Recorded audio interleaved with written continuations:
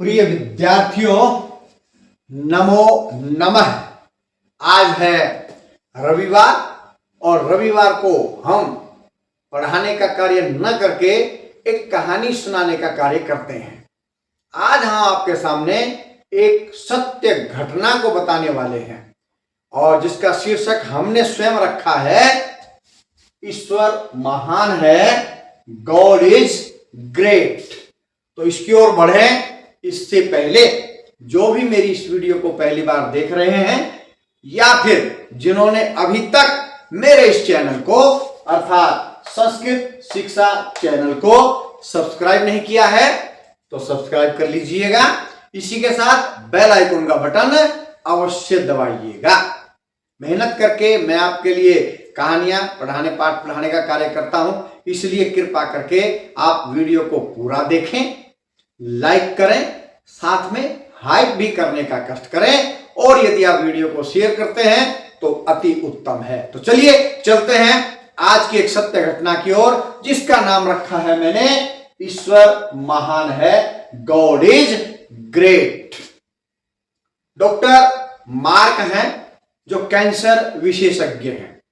उन्होंने medical science में एक विशेष शोध किया है, विशेष खोज की है, जिसके लिए उन्हें एक दूसरे शहर में जाना है, जहां पर आज उनके लिए एक समारोह का आयोजन किया गया है, जिसमें उनको पुरस्कृत किया जाना है और सम्मानित भी किया जाना है।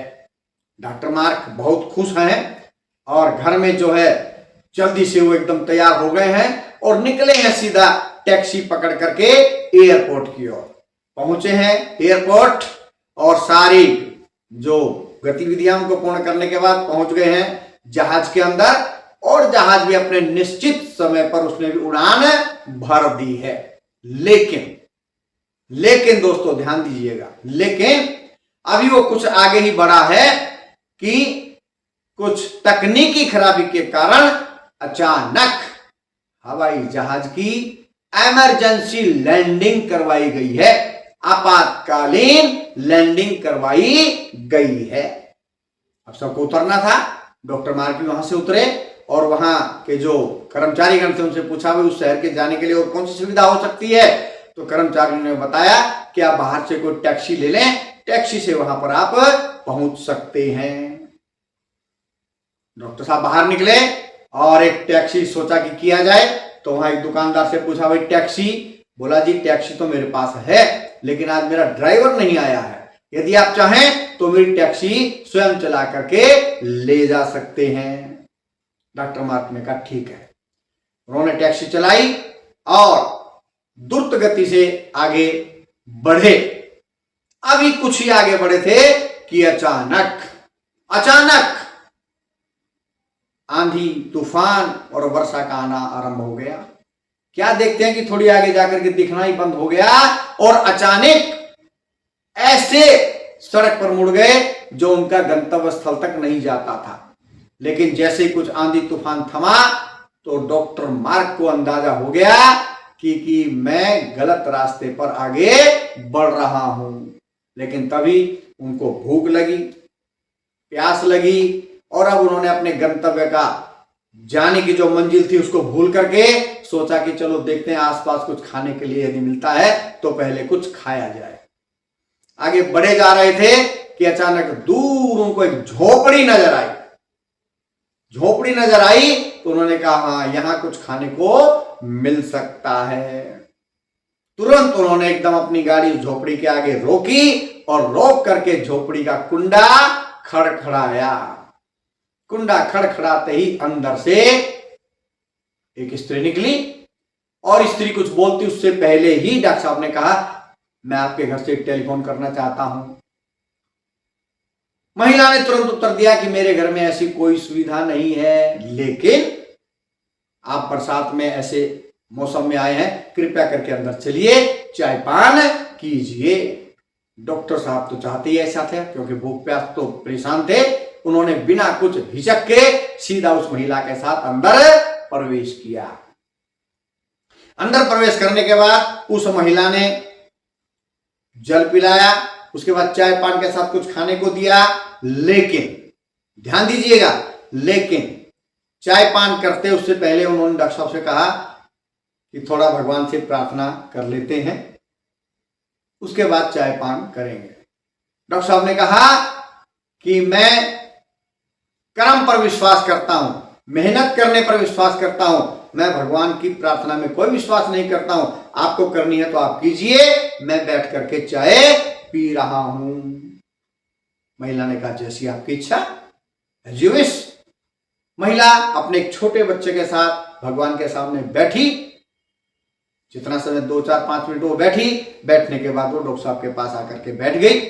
डॉक्टर साहब ने उनसे प्रश्न किया, क्या आप भगवान के सामने प्रार्थना रोज करती हैं? मैं कहा हाँ, प्रतिदिन मैं प्रार्थना करती हूँ।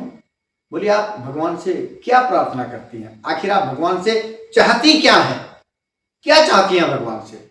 उस महिला ने कहा ये मेरा छोटा बालक है, इसको कैंसर है और इसका इलाज, ध्यान से सुनिएगा, इसका इलाज एक दूर शहर में रहने वाले डॉक्टर मार्क ही कर सकते हैं।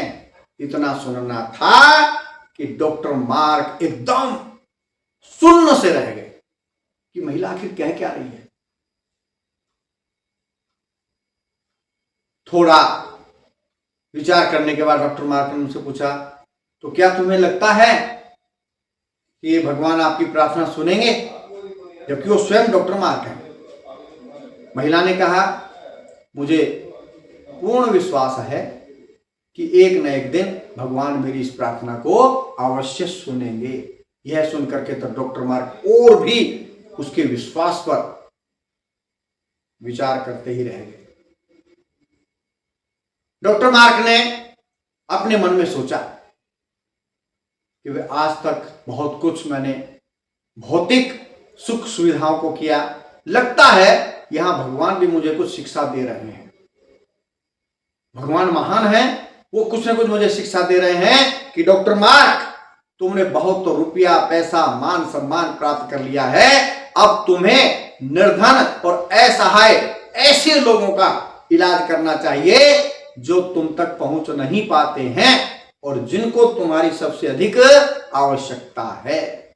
डॉक्टर मार्क समझ गए। तो आप भी समझ गए होंगे कि हम कुछ भी सोचें वो संभव नहीं है, वही होता है जो ईश्वर चाहते हैं, परमपिता परमेश्वर चाहते हैं। तो इसीलिए डॉक्टर मार्क ने कहा कि वे गॉड इज ग्रेट, भगवान भगवान है, उन्हीं का किया हुआ, हम उनकी कठपुतली हैं, जो वो चाहते हैं वही हमसे करवाते हैं। हमारा अपना अस्तित्व कुछ भी नहीं है, हम चाहे कुछ भी सोच लें लेकिन होता वही है जो गॉड चाहता है, ईश्वर चाहता है, परमपिता परमेश्वर चाहते हैं। इसीलिए एक चौपाई आपको भी आती होगी, नहीं तो सुन लीजिए, होई है सोई जो राम रची राखा। वही होता है जो हमारे भगवान श्री राम चाहते हैं, हम चाहे कुछ भी कर लें। तो सियापति रामचंद्र महाराज की जय। इसलिए कभी इस प्रकार का अभिमान नहीं करना कि मैं कर रहा हूं, मैं कुछ नहीं कर रहा, ईश्वर हमसे वह सब कुछ करवा रहा है। तो आज का ये सत्य जो कथा थी आपको कैसी लगी? मिलते हैं अगले रविवार को एक नई कथा के साथ, नई कहानी के साथ। तब तक आप बने रहिए संस्कृत शिक्षा चैनल के साथ। जयतु सुर भारती।